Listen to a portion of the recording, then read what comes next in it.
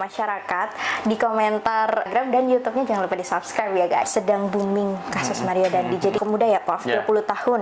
Nah, 16 ke bawah itu menurut pandangan Prof sendiri cukup berat sanksinya 5 tahun. Apalagi kalau kita melihat korbannya kan, saudara David cukup parah pada waktu pertama. Kaya kan nggak apa-apa, boleh masyarakat kita atau budaya masyarakat.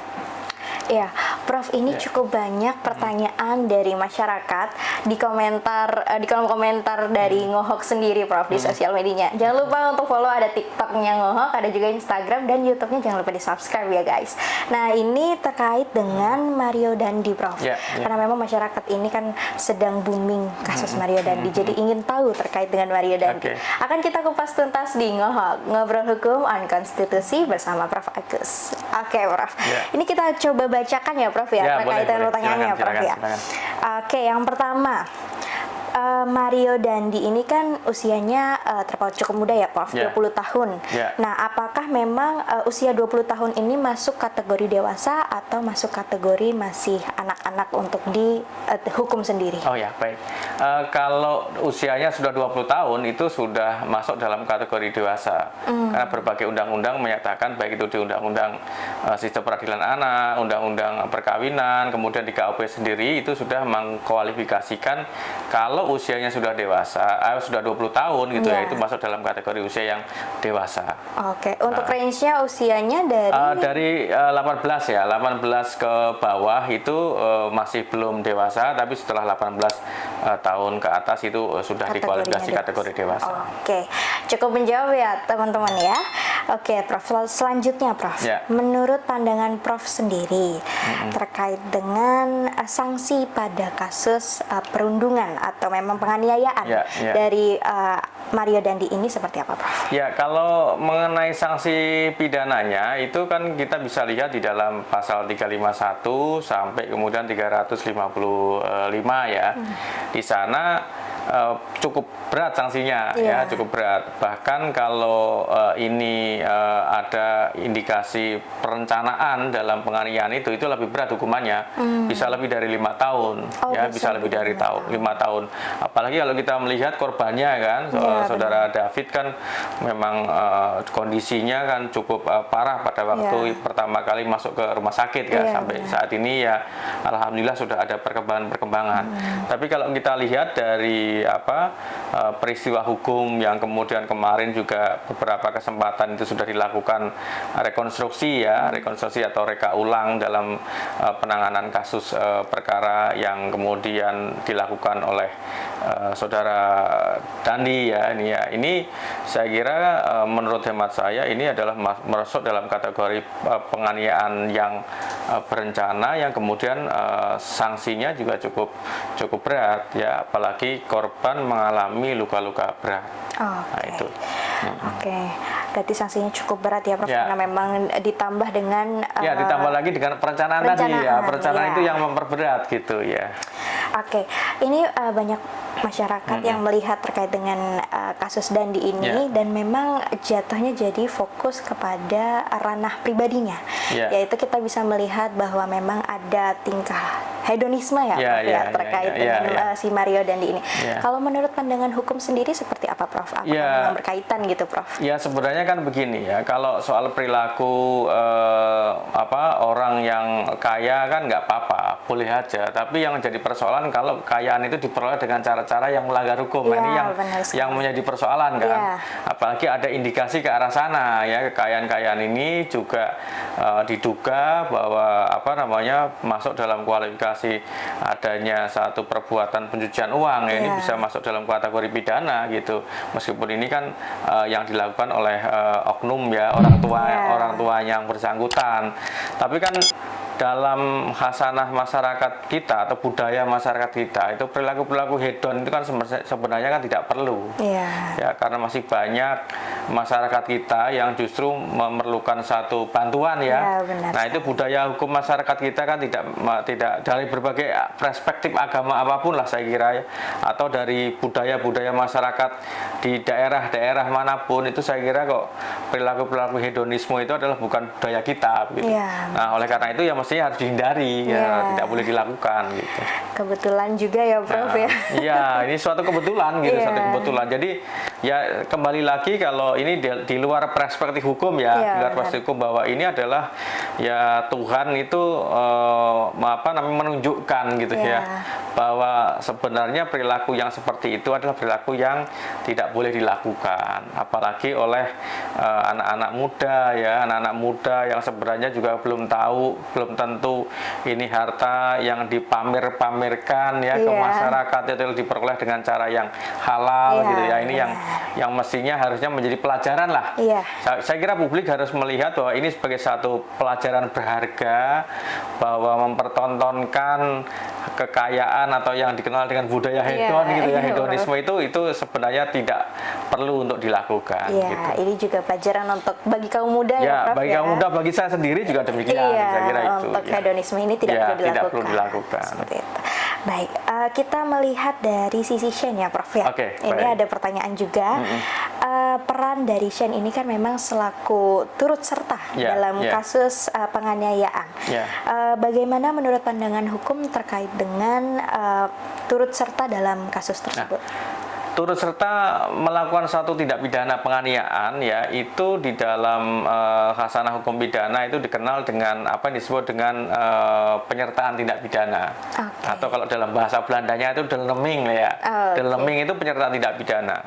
Jadi intinya dalam pasal 55 ayat 1 ke 1 KUHP Kitab Undang-Undang Hukum Pidana itu bahwa turut serta melakukan tindak pidana itu juga dikualifikasi sebagai pelaku. Nah, meskipun kemudian nanti sanksi pidananya bisa saja karena perannya berbeda ya. Benar. Antara Mario Dandi dengan si Shane ini bisa saja berbeda. Ya tentu lebih berat yang Mario Dandi biasanya kan kalau kita cermati, karena dia juga ada yang menjadi inisiator terjadinya satu tindak pidana penganiayaan ini gitu ya. Nah, si Shane ini kan adalah menghendaki dan mengetahui juga dalam proses ini kan gitu ya, terlibat dalam peristiwa penganiayaan itu gitu. Nah, saya kira ini di dalam khasanah hukum pidana ya bisa dikualifikasi sebagai turut serta, dan turut serta itu dikelompokkan sebagai pelaku tindak pidana juga. Meskipun nanti ancaman pidananya tentu berbeda-beda di antara yang Mario dengan yang si Shane ini gitu. Berarti tetap terkategori tetap ada hukumannya. Tetap ada hukumannya karena dia sama-sama sebagai pelaku meskipun perannya sebagai turut serta melakukan gitu ya. Oke, selanjutnya Prof. Ini ada juga yang bertanya, apakah memang dalam perkara penganiayaan ini, Shane ini kan sebagai turut serta dan bisa menjadi saksi atas kasus ini. Nah, kalau dari pandangan hukum sendiri seperti apa, Prof? Si Shane ya? Iya, si Shane ini. Ya, artinya begini, dia bisa sebagai saksi bagi pelaku yang lainnya. Nah, sebaliknya pelaku yang lainnya, karena pelakunya ini adalah lebih dari satu orang, itu bisa menjadi saksi bagi pelaku yang lainnya juga. Ya, misalkan Mario Dandi bisa menjadi saksi dalam perkara si Shane. Sebaliknya Shane juga bisa menjadi saksi dalam perkara Mario Dandi, ataupun bahkan Agnes gitu ya. Itu bisa juga dia sebagai saksi. Karena memang mereka ini kan bisa dimintai keterangan ya bahwa terkait dengan peristiwa penganiayaan ini kan memang mereka juga tahu dan mereka juga menghendaki adanya satu tindak pidana penganiayaan itu. Nah, mestinya harusnya ya mereka ya sama-sama bisa dijadikan sebagai saksi di antara mereka. Ada dalam TKP juga ya, Prof? Ada di situ, ada di lokasi juga begitu ya. Ini pertanyaan dari Intan sih, Prof. Karena Intan ingin tahu, Prof. Kalau misalnya dari saksi sendiri mengatakan hal yang tidak jujur akan kejadian yang sebenar-benarnya, itu hukumannya seperti apa, Prof? Jadi kalau saksi itu menyampaikan sesuatu yang tidak jujur ya, apalagi kalau dalam proses di persidangan itu bisa dipidana. Bisa dipidana. Jadi tidak boleh kemudian menyampaikan sesuatu yang tidak jujur, apalagi kalau dia menyampaikan sesuatu yang katakanlah misalnya keterangan yang tidak benar gitu ya. Dalam proses tahapan pemeriksaan di setiap tahapan-tahapan bisa juga kena tuh. Dia dianggap sebagai menghalang-halangi proses penyidikan, proses penuntutan maupun pemeriksaan di pengadilan. Itu bisa juga dia dianggap sebagai menghalang-halangi kan? Karena dia menghalangi sesuatu yang mestinya bisa berjalan lancar karena yang bersangkutan memberikan keterangan yang tidak benar atau keterangan palsu itu bisa juga. Apalagi kalau sudah dalam proses di tahapan pengadilan nih, memberikan keterangan yang tidak benar atau memberikan keterangan palsu ya itu bisa diproses hukum. Oh, ini baru. Ini Bisa ilmu diproses baru, hukum. Prof. Karena selama ini kan yang kita tahu ya memang saksi kebanyakan jujur ya, Prof. Cuman kan yang memang kita tidak tahu sebagai meskipun nanti kan hakim akan menilai ya menilai apakah saksi dalam memberikan satu keterangan itu disampaikan secara jujur apa tidak, kan hakim akan menilai. Kan pasti akan di cross check dengan saksi-saksi yang lainnya kan. Kalau ternyata ini disampaikan secara tidak benar ya biasanya dalam praktek tidak akan dinilai sebagai salah satu alat bukti yaitu keterangan saksi gitu. Tidak, katakanlah dengan mudahnya diabaikan lah keterangan saksi yang tidak jujur itu karena nggak akan dipertimbangkan sebagai satu alat bukti. Begitu pula kalaupun memang saksi berkata jujur bisa meringankan dari hukumannya gitu, Prof. Ya, tergantung. Makanya kan begini, kalau dia posisinya saksi yang juga sekaligus melakukan sebagai pelaku benar. Oh iya, pasti itu akan ada pertimbangan hakim. Ya, hakim akan mempertimbangkan bahwa apa yang disampaikan oleh saksi ini disampaikan apa adanya. Ya, contoh misalkan dalam kasus yang Verdi Sambo yang kemudian kemarin tuh Nah, itu kan Eliezer kan menyampaikan secara terbuka, secara jujur apa yang disampaikan. Benar. Akhirnya kan kemudian hakim menjatuhkan putusannya lebih ringan kan dari yang seharusnya dia terima gitu Artinya itu kan sesuatu hal yang bisa dijadikan sebagai pertimbangan hakim untuk meringankan hukuman gitu. Oke. Cukup jelas sih, Prof. Mungkin ini pertanyaan juga dari Intan ya, Prof. Baik. Ada Intan ini lagi belajar juga, Prof, tentang hukum. Mau kuliah hukum kali ya. Ini terkait dengan memang kan ketiga pelaku ini masih dalam jejak sekolah ya, Prof. Sedangkan memang keputusan dari universitas, kemudian sekolah dari pelaku yang lain juga memang memutuskan untuk dikeluarkan ketiga anak tersebut. Nah, menurut pandangan hukum sendiri ini memang ada peraturannya seperti itu atau memang bagaimana, Prof? Ya, kalau itu kan tergantung dari peraturan internal sekolahnya masing-masing. Tapi yang jelas kan begini kan, yang jelas sebenarnya kalau anak itu kan tidak boleh kemudian hak-haknya menjadi hilang. Iya, benar. Misalkan hak untuk memperoleh pendidikan dan seterusnya. Meskipun dia sekaligus juga harus menjalani proses hukum dan proses hukum tetap berjalan sebagaimana mestinya. Tapi hak-haknya dia tetap berjalan sebagaimana mestinya karena di dalam KUHP juga diatur kan hak-hak tersangka, hak terdakwa meskipun sedang menjalani proses hukum itu dia tetap diberikan haknya.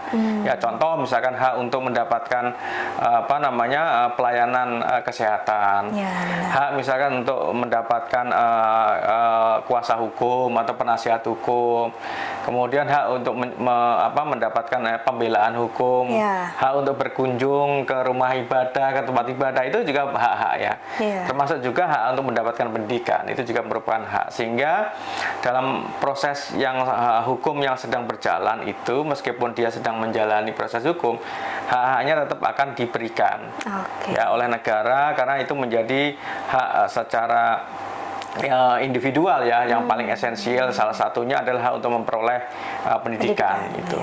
Berarti haknya tetap dilindungi oleh negara. Dilindungi oleh negara. Di dalam konstitusi kan dijamin juga. Ini cukup jelas, Prof. Ini membuka ilmu baru untuk kita semua terkait dengan kasus ini. Untuk netizen, apabila memang ada pertanyaan bisa langsung ditanyakan di kolom komentar ya, Prof. Akan kita langsung kupas tuntas. Kita respon.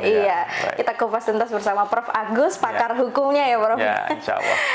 Jangan lupa untuk like, komen, dan subscribe, dan juga di follow untuk akun-akun lainnya untuk ngobrol hukum on konstitusi. Terima kasih, Prof. Agus. Terima kasih Mbak Intan.